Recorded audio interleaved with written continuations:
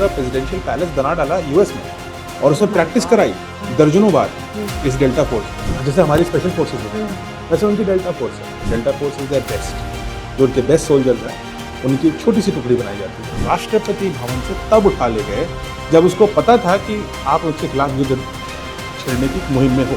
China के HQ-9 systems लगा रखे थे, रेडार सिस्टम्स चाइना से आए थे, they were well prepared to the extent देखा है ना, ऑफ कोर्स यूएस मिलिट्री को वो रोक नहीं पाते। अगर इसमें पिक्चर बन जाती और ये ऑपरेशन नहीं था तो लोग कहते हैं कि बहुत ज़्यादा ही इमेजिन कर डाला, और there was too much. Sir हम वेनेजुएला पर आ जाते हैं एक बार। इसकी स्क्रिप्ट ट्रम्प ने कैसे लिखी होगी कि मादुरो को ऐसे अरेस्ट करना है, ऐसे उनके मतलब हमने जो पढ़ा जो सुना कि काफ़ी दिन से ऑपरेशन की तैयारी चल रही थी और अचानक से वो अरेस्ट हो गए, राष्ट्रपति भवन में यूएस के सैनिक घुस गए और उनको बाहर लेकर आ गए, अरेस्ट करके ले गए। ये स्क्रिप्ट कैसे लिखी होगी ट्रम्प ने? देखिए, मडूरो वाज नेवर यूएस फ्रेंड, कभी भी नहीं थे, और ना ही इनके पहले जो थे Hugo Chavez, who was also a US enemy. तो Americans have never liked Venezuelan dictators, और वो उनको डिक्टेटर बोलते हैं, वो अपने आप को इलेक्टेड लीडर्स बोलते हैं, और they are socialist, they are fundamentally not US ideology of capitalism. तो उनके संबंध हमेशा से ये खराब रहे हैं। मडूरो की जैसे ही पावर में आए थे, आई थिंक 2013 या 12 के आसपास जब ही केम टू पावर, तब से ही Americans have been after him. तो इट्स नॉट जस्ट ट्रम्प। 2012 में ओबामा थे, 13 में Obama would have been the president, and Obama के टाइम में ही there was an operation by the department of ये ड्रग कंट्रोल वाला जो उनका डिपार्टमेंट है, and they did an operation called operation badger, money badger, against Maduro. तो they been tracking Maduro since 2013। मतलब ये आज की बात नहीं है? ये आज की बात नहीं है। तो ये रिपोर्ट पे रिपोर्ट बनती रही, लेकिन लास्ट ईयर के मिड में ये तय हो गया कि now he is getting close to China, and anybody who is getting close to China उसको तो अलाउ नहीं करना है। तो Trump had started this whole operation last year के मिड से, एंड दिस इज जो operation absolute resolve, that is what began. तो एब्सोल्यूट जिसका अंत ये हुआ, लेकिन इसकी शुरुआत तो 6 महीना पहले से ही, 7 महीना पहले हो गई थी, जब मडूरो के पैलेस में, मडूरो के आसपास they had built a network of spies. So Maduro का एक एक पोजीशन, कहाँ जाते हैं, कब टहलने जाते हैं, क्या खाते हैं, कहाँ उन पे स्ट्राइक किया जा सकता है, कौन सा वल्नरेबल स्पॉट है, कौन उनसे मिल रहा है, क्या उनकी विचारधारा है, क्या उनसे डील्स कर रहे हैं वो, ये सारी चीज़ें they have been tracking for months now. So ये स्पाई यूएस के थे? CIA, yeah, CIA has been doing it, and पूरा CIA has infiltrated his palace। देखिए, आप एक राष्ट्रपति को आप राष्ट्रपति भवन से तब उठा ले गए जब उसको पता था कि आप उसके खिलाफ युद्ध छेड़ने की मुहिम में हो। He was alert। चाइनीज भी उनको इंटेलिजेंस दे रहे होंगे, और उस वेनेजुएला ऐसा नहीं है कि उसने मिलिट्री तैयारी नहीं करी थी। उसने S-300 सिस्टम्स लगाए थे, जो S-400 का एक जनरेशन पीछे का है। उसने जो है चाइना के HQ-9 सिस्टम्स लगा रखे थे, रेडार सिस्टम्स चाइना से आए थे, they were well prepared to the extent देखा है ना, ऑफ कोर्स यूएस मिलिट्री को वो रोक नहीं पाते, और 150 प्लेन को इन्वॉल्व करके एक कॉम्प्लेक्स ऑपरेशन, जहां मिनट पता था उनको कि मडूरो है कहाँ, and they didn't kill him, they kidnapped him, which is even difficult, you know, to capture। जब इनको उसामा को भी मारा था, they had to kill him। Kidnapping is very complicated because you have to keep your asset also alive। जिसको आप ला रहे हो उसको भी जिंदा रखना है, उसको चोट भी नहीं लगनी चाहिए। अगर मडूरो अगली सुबह आता और उसके चारों ओर खून लगा होता तो American sentiment would have been very different. जब वो हेलीकॉप्टर से न्यूयॉर्क पे उतरा था, वो वाला शॉट आपको याद होगा, वो और उनकी वाइफ का, आंखों पे पट्टी बंधी हुई है, हाँ, उसके बाद भी हेलीकॉप्टर पे लेकर के आया उसको, फिर उसको कोर्ट लेके गए ना अगले दिन तक, and he was fine, he was walking, no injury. So you did not cause an injury to a man you kidnapped, who was the president of a country, and he's pretty violent। He's sort of, Maduro is not easy to handle। Yes, and he's also very tall। कद काठी भी उनकी अच्छी खासी। So Maduro का जो operation था, अब उसमें 150 प्लेन इन्वॉल्व है, उसमें यूएस नेवी इन्वॉल्व है, उसमें यूएस मरीन्स इन्वॉल्व है, क्योंकि किसी ने तो लैंड भी किया होगा। उनकी जो एलीट डेल्टा फोर्स है, जो मतलब the best of the best है उनकी सेना में, Delta Force was involve, there were helicopters involve, and there were 150 other airplanes involve, including जो उनका F-35 है। उनमें से एक प्लेन नहीं गिरता। एक हेलीकॉप्टर को एक हिट लगती है, लेकिन वो सर्विसेबल रहता है। एक सोल्जर नहीं मरता उनका, एंड वो रातों रात एक प्रेसिडेंट को और उनकी वाइफ को उठा करके वहां से ले जाते हैं। सो था तो ये हॉलीवुड लेवल, हॉलीवुड पिक्चर की एक जो है ना, एकदम मतलब एक विजुअल था उसका क्या, और मुझे लगता है इसमें कोई ना कोई पिक्चर आने वाले दिनों में बनेगी। अगर इसमें पिक्चर बन जाती और ये ऑपरेशन नहीं होता तो लोग कहते हैं कि बहुत ज्यादा ही इमेजिन कर डाला, मतलब it's too much, because it's very difficult to believe कि आप ऐसे करके एक प्रेसिडेंट को उठा लें आप इस तरह से। एंड ऑफ कोर्स इसके रेपरकशंस हैं। थी लोमहर्षक है, वो एक्साइटिंग है देखने में, वो सब अलग बात है, लेकिन उसके रेपरकशंस क्या होंगे, उसका अंत क्या होगा, हमें नहीं पता। मुझे लगता है इसने कई राष्ट्राध्यक्षों के अंदर एक डर भी पैदा किया। डर होगा, हाँ। इन्होंने पूरा वो बना रखा था, उस CIA के एजेंट से जो इनको इन्फॉर्मेशन मिली, इन्होंने पूरा प्रेसिडेंशियल पैलेस बना डाला US में, और उसमें प्रैक्टिस कराई दर्जनों बार इस डेल्टा फोर्स को। तभी तो उनको पता था एग्जैक्ट कौन सा कमरा किधर लेफ्ट मुड़ना है, किधर राइट मुड़ना है, कौन सा गेट बड़ा है, कौन सा छोटा है, सब कुछ पता था। उन्होंने एग्जैक्ट रेप्लिका बना करके उस पर प्रैक्टिस करवाई लोग। सर, ये डेल्टा फोर्स क्या है अमेरिका की? दे आर द एलीट, जैसे हमारी स्पेशल फोर्सेस होती हैं वैसे उनकी डेल्टा फोर्स है, और वो जो ऐसे ही ऑपरेशन करती है, वो जो ऐसे होते हैं जो स्पेशलाइज्ड ऑपरेशंस होते हैं वहाँ उसको यूज़ करते हैं। Delta force is their best, जो उनके बेस्ट सोल्जर्स हैं उनकी एक छोटी सी टुकड़ी बनाई जाती है, जैसे हमारी NSG बनती है, ऐसे बनती है, ऐसे उनकी डेल्टा फोर्स बनती है। तो उन्होंने पूरा का पूरा माडुरो का जो है राष्ट्रपति भवन ही बना के उसका। जी हाँ, तो मैं कहने की कोशिश में ये कह रहा हूँ आपको कि इट्स नॉट जस्ट वो 2 तारीख 3 तारीख की रात, उसके पीछे 6 महीने तक उन्होंने प्रैक्टिस करी होगी, उन्होंने एस्पियोनाज करी होगी, उन्होंने एक एक इन्फॉर्मेशन निकाली होगी, उन्होंने इन्फॉर्मर्स डाले होंगे, उन्होंने फोटोग्राफ्स एक्सचेंज करी होंगी, उन्होंने पूरा कॉम्प्लेक्स बनाया अमेरिका के अंदर, रिकंस्ट्रक्ट किया, फिर वो प्रेसिडेंशियल पैलेस में उन्होंने प्रैक्टिस करी, तब जा करके इतना और इसकी भनक, सटीक ऑपरेशन होता है। इसकी भनक माडुरो को नहीं लगी। माडुरो को नहीं पता था। ये दूसरी बात है, काउंटर इंटेलिजेंस भी किया होगा कि उसको ना पता चल जाए।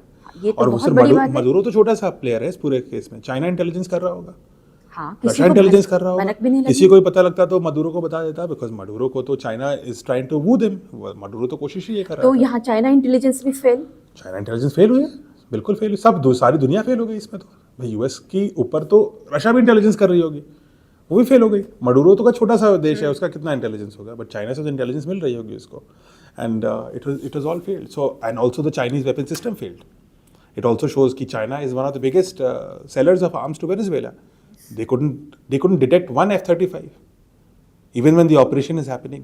They couldn't damage one helicopter properly. कि एक हेलीकॉप्टर ही गिरा देते, एक सैनिक नहीं मरा उनका। सो आप उसको वेनेजुएला वर्सेस US ही नहीं देखें, ये वही है, वही ऑपरेशन सिंदूर जैसी चीज़ है। ऑपरेशन सिंदूर भी हम पाकिस्तान से तो लड़ ही रहे थे, वो तो प्रत्यक्ष था, अप्रत्यक्ष रूप से हम चीन से लड़ रहे थे, सारा वेपन तो वहीं से आ रहा है। उसी प्रकार से ये तुर्की से भी लड़ रहे थे, उसके ड्रोन भी आ रहे हैं। हाँ, तुर्की से भी लड़ रहे थे, हम टर्की से लड़ रहे थे, हम पूरे वेस्टर्न वर्ल्ड की फाइनेंसिंग से लड़ रहे थे, जो उस पूरे वॉर को फाइनेंस करने में पाकिस्तान को तुरंत लोन दे रहा था, तो हमारे खिलाफ तो सब खड़े हो गए थे।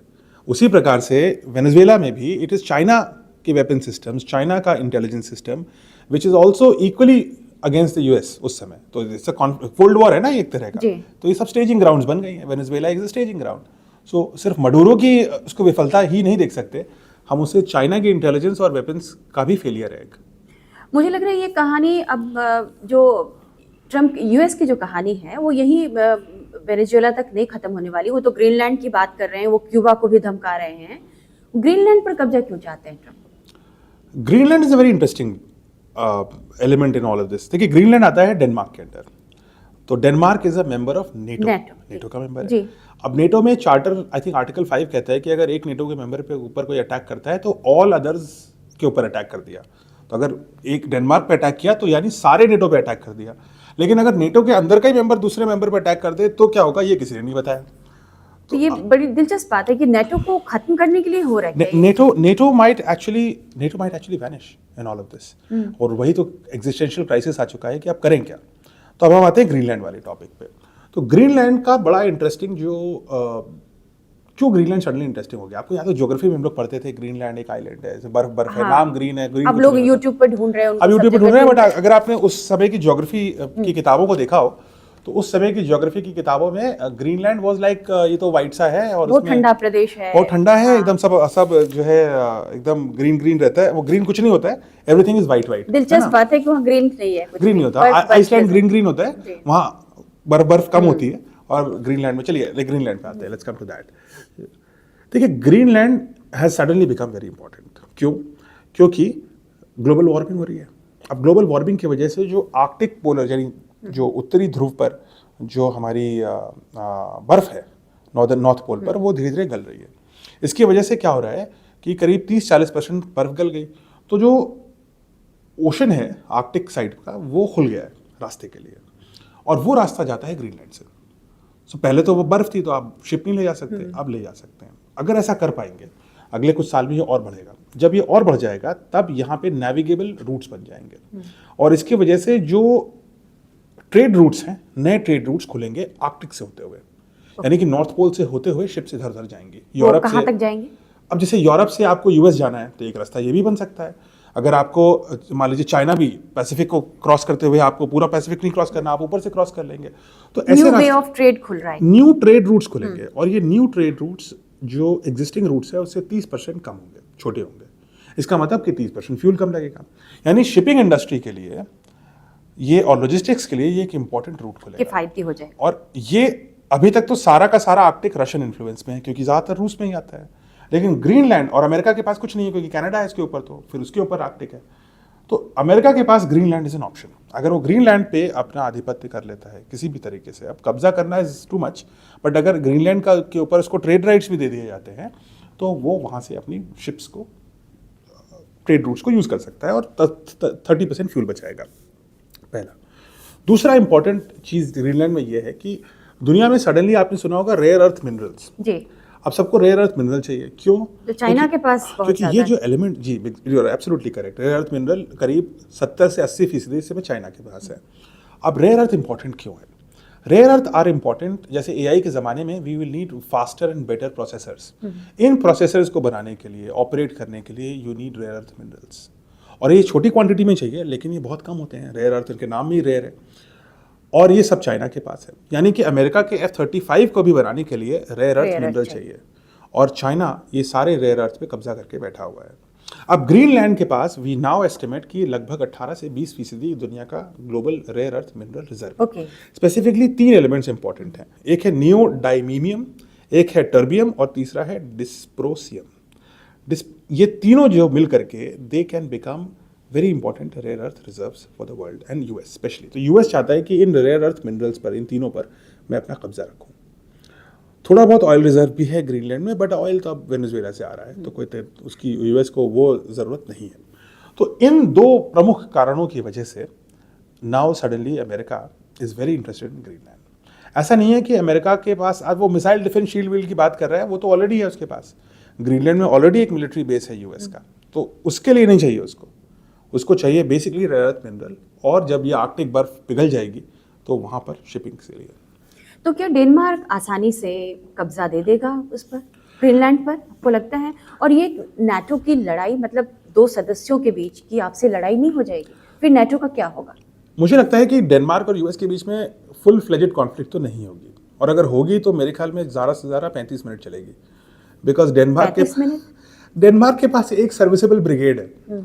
यूएस आर्मी के आगे डेनमार्क का तो कोई चांस ही नहीं है, तो आधे घंटे की लड़ाई चलेगी है, कुछ होना नहीं है इसमें। मुझे नहीं लगता कि लड़ाई होगी इस तरह से कोई, और वो इसलिए नहीं होगी क्योंकि अमेरिका ये लड़ाई लड़के नेटो को ख़त्म नहीं करना चाहेगा, क्योंकि अगर ऐसा हुआ तो रशिया का इन्फ्लुएंस यूरोप में बहुत बढ़ जाएगा।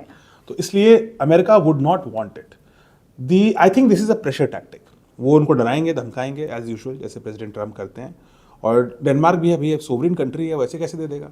तो ultimately they will come to an agreement जहाँ पे डेनमार्क का इकोनॉमिक कंट्रोल और इकोनॉमिक जोन्स वो अमेरिका को मे बी 99 ईयर लीज की तरह कुछ दे देंगे, जैसे हांगकांग दे दिया था चाइना को, चाइना ने दिया था यूके को एक बार। तो वैसे ही ग्रीनलैंड के कुछ parts Denmark might just give और sell at a deal to US. This is what will happen. और या फिर वो ऐसा कर लेंगे कि पार्टनरशिप कर लेंगे कि जो रेयर अर्थ मिनरल लिख लेंगे, सो जो प्रॉफिट्स होंगे they will share it, something like that will happen.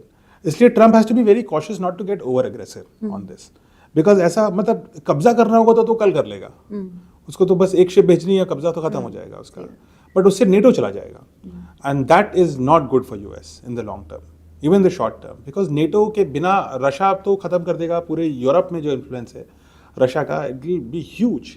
Countries like Poland and countries like Estonia, Lithuania, even Scandinavian countries, Ukraine से लड़ाई ही शुरू इसलिए हुई क्योंकि यूक्रेन तो नेटो ना होते हुए मारा जा रहा है, मतलब लड़ाई सी बात पे होती है कि नेटो में शामिल होने जा रहे हो, तो बट कंट्रीज जो उसके थोड़ा सा वेस्ट में है, from Poland, Lithuania, Estonia, smaller countries like Finland, ये सब तो दे will come under extreme stress immediately.